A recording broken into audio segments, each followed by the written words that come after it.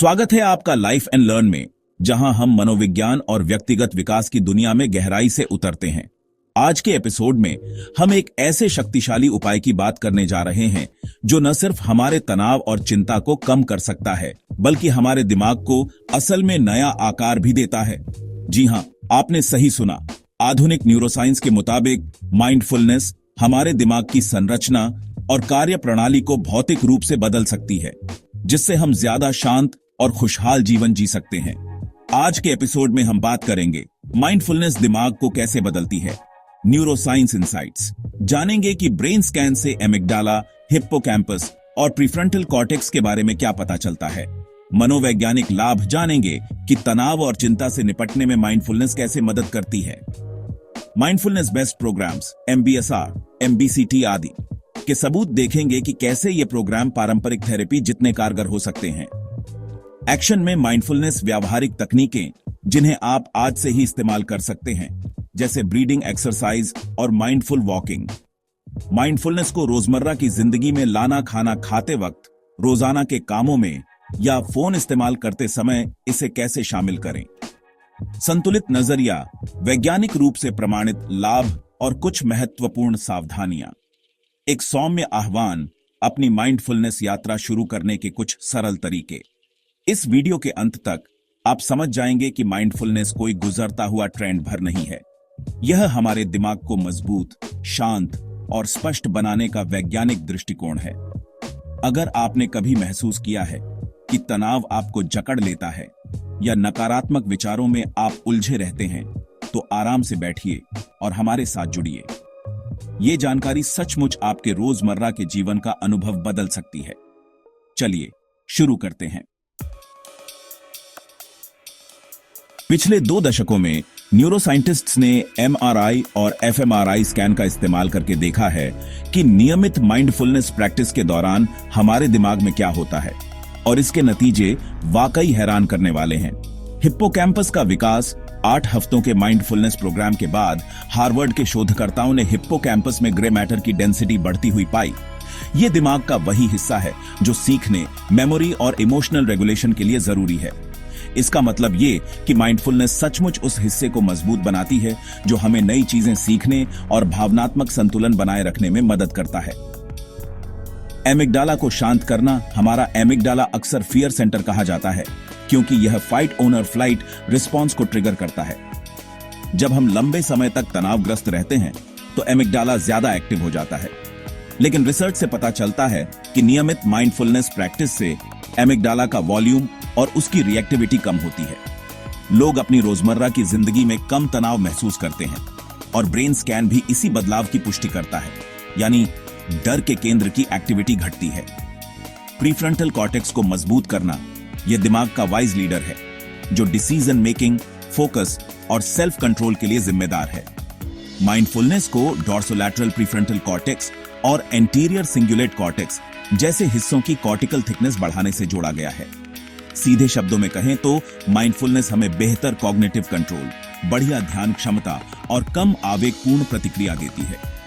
इन structural बदलावों के अलावा हमें फंक्शनल बदलाव भी दिखते हैं। डिफॉल्ट मोड नेटवर्क DMN, जो मन भटकने या रूमिनेशन के दौरान सक्रिय होता है, मेडिटेशन के वक्त कम सक्रिय हो जाता है। इसका मतलब कम बेचैन कर देने वाले विचारों के लूप। साथ ही इमोशन रेगुलेशन और सेल्फ अवेयरनेस वाले ब्रेन नेटवर्क के बीच कनेक्टिविटी मजबूत होती जाती है। यह आपके अंदरूनी सिस्टम को अपग्रेड करने जैसा है, जिससे आप चिंता में उलझने की बजाय वर्तमान में बने रहते हैं। अगर आप सोच रहे हैं यह सब कुछ ज्यादा ही अच्छा लग रहा है, तो रुकिए, आगे हम मनोवैज्ञानिक लाभों पर नजर डालेंगे और मैं आपको वो तमाम वास्तविक रिसर्च बताऊंगा जो इन नतीजों का समर्थन करती है। तो इन दिमागी बदलावों से हमें असल जिंदगी में तनाव या चिंता से राहत कैसे मिलती है। इसका एक बड़ा फायदा है इमोशनल रेगुलेशन। हम तीव्र भावनाओं, गुस्सा, डर, उदासी को पहचानना सीखते हैं, बिना उन पर तुरंत रिएक्ट किए। समय के साथ ये हमें ज्यादा शांत और संतुलित प्रतिक्रिया देना सिखाता है, बजाय घबराने या ओवर रिएक्ट करने के। एक और अहम पहलू है रूमिनेशन साइकिल्स को तोड़ना। रूमिनेशन वो आदत है जब हम एक ही चिंता या पछतावे को बार बार सोचते रहते हैं। इससे चिंता बढ़ती है और रात की नींद खराब हो सकती है। माइंडफुलनेस हमें विचारों को बिना उलझे हुए देखना सिखाती है। मानो आप एक पत्ती को बहते पानी में बहते देख रहे हो। आप विचार को देखते हैं, उसे लेबल करते हैं, अरे ये फिर चिंता वाला ख्याल है, और उसे जाने देते हैं। उसके बाद आता है कॉग्निटिव फ्लेक्सिबिलिटी। माइंडफुलनेस से हमारा दिमाग ज्यादा लचीला बनता है और हम निगेटिव थॉट पैटर्न में फंसने की बजाय नए तरीके अपनाने में बेहतर हो जाते हैं। रिसर्च यहां तक बताती है कि माइंडफुलनेस से वर्किंग मेमोरी और अटेंशन बेहतर हो सकता है, यानी आप चीजों पर ज्यादा ध्यान दे पाएंगे और जरूरत पड़ने पर अपने सोचने का तरीका बदल पाएंगे। इन सब लाभों को एक साथ रखकर देखें तो समझ में आता है कि माइंडफुलनेस का अभ्यास करने वाले लोग ज्यादा लचीला, कंट्रोल में और बस ज्यादा खुश महसूस करते हैं। ये कोई जादू नहीं है, ये एक कौशल है जिसे कोई भी थोड़ी प्रैक्टिस से सीख सकता है। अब माइंडफुलनेस सिर्फ एक कल्पना भर नहीं है, इसे व्यवस्थित ढंग से तैयार किए गए प्रोग्रामों में आजमाया गया है। ऐसे ही 2 लोकप्रिय प्रोग्राम हैं, माइंडफुलनेस आधारित तनाव न्यूनीकरण MBSR और mindfulness based cognitive therapy MBCT। MBSR 1970 के दशक के अंत में जॉन कबार्ड-जिन ने इसे डेवलप किया। यह एक 8 हफ्ते का कोर्स है जिसमें साप्ताहिक ग्रुप सेशन, गाइडेड मेडिटेशन और हल्के योग शामिल होते हैं, और मैंने भी यह कोर्स किया है। रिसर्च बताती है कि MBSR चिंता को कम कर सकता है, तनाव घटा सकता है, यहां तक कि ब्लड प्रेशर और कॉर्टिसोल लेवल जैसे शारीरिक कारकों में भी सुधार ला सकता है। 2022 में हुई एक स्टडी में 276 ऐसे वयस्क शामिल थे जिन्हें एंजाइटी डिसऑर्डर था। वहां पाया गया कि MBSR एंटी एंजाइटी मेडिकेशन जितना ही असरदार था, सिर्फ 8 हफ्तों में। यह बेहद चौंकाने वाला परिणाम है। यह दिखाता है कि माइंडफुलनेस दवाइयों का विकल्प या उनका पूरक बन सकती है। MBCT इसे उन लोगों के लिए बनाया गया था जिन्हें बार बार डिप्रेशन के एपिसोड्स होते हैं। MBCT में माइंडफुलनेस टेक्निक को कॉग्निटिव बिहेवियरल थेरेपी की रणनीतियों के साथ जोड़ा जाता है। यह डिप्रेशन रिलेप्स रोकने में बेहद कारगर रहा है। MBCT करने वाले कई लोगों को चिंता कम होने, मूड में सुधार आने और सेल्फ कंपैशन बढ़ने जैसी बातें महसूस हुई हैं। सबसे दिलचस्प बात यह है कि इन प्रोग्राम्स के नतीजे बहुत व्यापक हैं। इन्हें अस्पतालों, स्कूलों, दफ्तरों, हर जगह आजमाया गया है और मेटा एनालिसिस से बार बार साबित हुआ है कि माइंडफुलनेस के अभ्यास से चिंता, तनाव और अवसाद कम होते हैं। ये कोई चमत्कारिक इलाज तो नहीं है, लेकिन बहुत से मामलों में यह मानक उपचारों की बराबरी करता है। तो अगर आपको अब तक लगता था कि माइंडफुलनेस महज एक फैशन है, ये प्रोग्राम्स और उनके पीछे की रिसर्च बताती है कि माइंडफुलनेस लंबे समय के लिए आई है, क्योंकि यह वाकई असरदार है। तो हम माइंडफुलनेस को असल में अमल में कैसे लाएं? इसके लिए आपको कोई खास उपकरण की जरूरत नहीं, बस थोड़ा समय और धैर्य चाहिए। आइए कुछ लोकप्रिय तकनीकें देखते हैं जो आपको तनाव और चिंता कम करने में मदद करेंगी। सबसे आसान तकनीकों में से एक है माइंडफुल ब्रीदिंग। आप आराम से बैठ जाएं, चाहे तो आंखें बंद कर लें और अपना ध्यान सांस लेने पर केंद्रित करें। महसूस करें सांस भीतर जा रही है, सांस बाहर आ रही है। जब भी आपका ध्यान भटकेगा और यह तय है कि भटकेगा, ध्यान से उसे वापस सांस पर ले आइए। आइए 30 सेकंड का छोटा सा डेमो करें। सीधा बैठें, कंधे ढीले रखें, नाक से सांस लें, रुककर, और धीरे से सांस छोड़ें। किसी भी तरह का एहसास नोटिस करें, हवा की ठंडक, सीने की हरकत। अगर कोई विचार, अरे कपड़े धोने हैं, आ जाए तो उसे नोटिस करें और अगले सांस पर फिर लौट आइए। इतना छोटा सा अभ्यास भी आपको शांत महसूस करा सकता है। कुछ लोग दिन की शुरुआत में 5 से 10 मिनट माइंडफुल ब्रीदिंग करते हैं, या जब भी तनाव महसूस हो उसी वक्त इसे आजमाते हैं। यह एक तेज और आसान मेंटल रिस्टार्ट बटन की तरह है।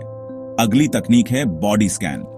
इसमें आप अपने ध्यान को सिर से लेकर पैर तक क्रमबद्ध रूप से ले जाते हैं और किसी भी तरह के शारीरिक एहसास, टेंशन, गर्माहट, ठंडक को बिना जज किए नोटिस करते हैं। आइए इसका एक छोटा उदाहरण देखते हैं। आंखें बंद करें, गहरी सांस लें, अपना ध्यान सिर के ऊपर के हिस्से पर लाएं। कोई भी तनाव या गर्माहट महसूस करें। अब ध्यान माथे, आंखों, जबड़े पर ले जाएं। सिर्फ वहां की संवेदनाएं नोटिस करें। धीरे धीरे गर्दन, कंधों, बाजुओं की ओर बढ़ें। इस तरह सांस लेते हुए पूरे शरीर के निचले हिस्सों से होते हुए पैरों तक जाएं। अगर दिमाग भटके तो बड़े कोमल ढंग से उसे वापस उसी बॉडी पार्ट पर ले आइए जहां आप फोकस कर रहे थे। यह तकनीक शरीर में जमा तनाव को ढीला करने में बहुत मददगार है। जैसे कभी हमें पता ही नहीं चलता कि हमारा जबड़ा भिंचा हुआ है या कंधे अकड़े हुए हैं। ये रात में सोने से पहले करने पर भी मददगार है। अगर आपको अकेले मेडिटेशन करने में दिक्कत आती है तो गाइडेड सेशन बहुत फायदा पहुंचा सकते हैं। मैंने बौद्ध अध्ययन और कॉग्निटिव न्यूरोसाइंस में मास्टर्स किया है और ऑनलाइन माइंडफुलनेस सिखाता हूं। इसकी विस्तृत जानकारी डिस्क्रिप्शन में उपलब्ध है। इंटरनेट पर कई ऐप्स पर और कई प्रोग्राम्स जैसे MBSR में गाइडेड मेडिटेशन उपलब्ध हैं। शुरुआती लोगों के लिए यह एक बेहतरीन तरीका है जिससे दिमाग बार बार भटकने पर भी उसे फिर से साधने में आसानी होती है। अगर आप बैठकर मेडिटेशन करने से कतराते हैं तो माइंडफुल मूवमेंट ट्राई कर सकते हैं। हल्का योग जिसमें सांस और शरीर पर ध्यान केंद्रित किया जाता है या वॉकिंग मेडिटेशन दोनों ही बेहतरीन विकल्प हैं। वॉकिंग मेडिटेशन करते समय हर कदम को महसूस करें। ध्यान दें कि आपका वजन कैसे शिफ्ट हो रहा है, हवा कैसी लग रही है और वातावरण में क्या आवाजें हैं। जब भी मन फालतू ख्यालों में उलझे, धीरे से वापस पैरों की हरकत पर ध्यान ले आइए। 10 मिनट की माइंडफुल वॉक भी तनाव कम करने और दिमाग को तरोताजा करने में मददगार हो सकती है। याद रखें कि ये सभी अभ्यास आधारित कौशल हैं। जितनी अधिक बार आप उन्हें करेंगे उतना ही सहज हो जाएगा। शुरुआत में केवल 5 मिनट रोज करें, मसलन सुबह उठने के बाद या काम के बीच मिलने वाले छोटे से ब्रेक में।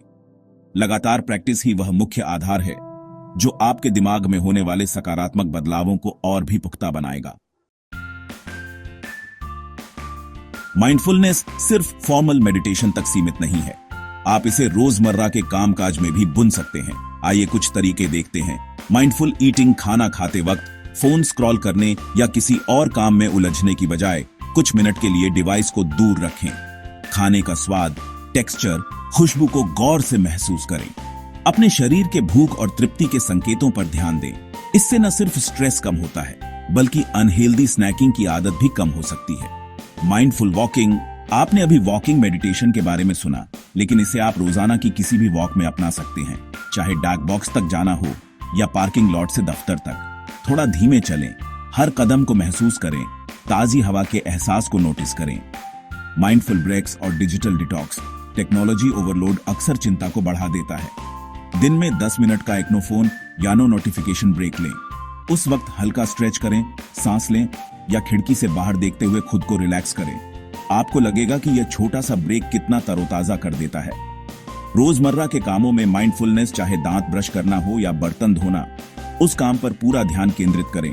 पानी का तापमान, साबुन की खुशबू, ब्रश की हरकत। जब भी दिमाग दौड़ने लगे, बड़े प्यार से उसे वापस काम पर ले आइए।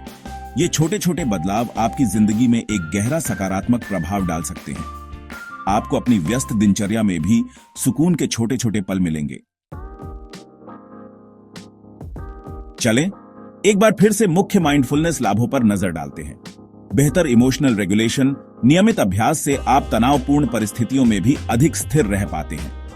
रूमिनेशन में कमी, नकारात्मक विचारों के फंदे में फंसने की आदत कम हो जाती है, जिससे चिंता भी घटती है। ध्यान और फोकस में सुधार, माइंडफुलनेस एक तरह की अटेंशन ट्रेनिंग है, जिससे कंसंट्रेशन और वर्किंग मेमोरी बेहतर हो सकती है। कुल मिलाकर बेहतर वेलबीइंग, कई अध्ययनों में पाया गया है कि माइंडफुलनेस से चिंता और अवसाद के स्तर कम होते हैं और जीवन में संतुष्टि बढ़ती है। हालांकि याद रखें, माइंडफुलनेस कोई जादुई इलाज नहीं है। अगर आपको गंभीर चिंता या अवसाद है तो प्रोफेशनल मदद जरूर लें। लेकिन माइंडफुलनेस एक ताकतवर पूरक टूल हो सकता है। ये कोई तेज रफ्तार समाधान भी नहीं। हकीकत में बदलाव लाने के लिए निरंतर अभ्यास की जरूरत होती है। इसे बिल्कुल नए कौशल की तरह लें, जैसे नई भाषा सीखना या मैराथन की तैयारी करना। तो अब आपको क्या करना चाहिए? अगर आपको यह साइंस रोमांचक लगी और आप माइंडफुलनेस आजमाना चाहते हैं तो छोटी सी शुरुआत करें। कोई एक तकनीक चुनें, mindful breathing, body scan, guided meditation, और अगले हफ्ते के लिए इसे हर दिन 5 मिनट करें। अगर आपको अच्छा लगे तो इसे 10 मिनट तक बढ़ा दें, या फिर सुबह की कॉफी पीते समय या किसी छोटी सी वॉक में माइंडफुलनेस शामिल करें। अभ्यास करते करते आप हल्के फुल्के बदलाव नोटिस कर सकते हैं, जैसे तनावपूर्ण घटनाओं से कम प्रभावित होना, रात में बेहतर नींद आना या काम में ध्यान केंद्रित रखना आसान लगना। समय के साथ ये छोटे छोटे बदलाव मिलकर एक ज्यादा लचीले, शांत और दयालु व्यक्तित्व का निर्माण करते हैं। अगर आप MBSR या MBCT जैसे किसी स्ट्रक्चर्ड प्रोग्राम में शामिल होते हैं तो और भी अच्छा। वहां आपको प्रोफेशनल गाइडेंस और सपोर्ट मिलेगा। लेकिन असल में माइंडफुलनेस तो हर पल उपलब्ध है, यहीं अभी। यह वर्तमान लम्हे में बिना जजमेंट के रहने और अपने प्रति दयालु होने की बात है। अगर आपने अब तक लाइफ एंड लर्न को सब्सक्राइब नहीं किया है तो जरूर कर लें, ताकि हम मनोविज्ञान और व्यक्तिगत विकास के ऐसे ही गजब पहलुओं में साथ उतर सकें। कमेंट करके बताइए, क्या आपने पहले माइंडफुलनेस ट्राई की है? अपने दिन का कौन सा छोटा सा पल आप माइंडफुल बनाने की कोशिश कर सकते हैं? आज हमारे साथ माइंडफुलनेस के न्यूरोसाइंस और मनोविज्ञान की इस गहरी यात्रा पर जुड़ने के लिए बहुत बहुत धन्यवाद। मुझे पूरी उम्मीद है कि आप इसे आजमाएंगे और देखेंगे कि यह आपके दिमाग और आपके जीवन को कितना बेहतर बना सकता है। अगले एपिसोड तक अपना ख्याल रखें। हर दिन एक माइंडफुल मोमेंट के साथ लाइफ एंड लर्न देखने के लिए आपका शुक्रिया। याद रखें, माइंडफुलनेस का कुछ मिनटों का भी अभ्यास लंबे समय में बड़ा असर डाल सकता है। अपना ध्यान रखें, जल्द ही फिर मिलते हैं।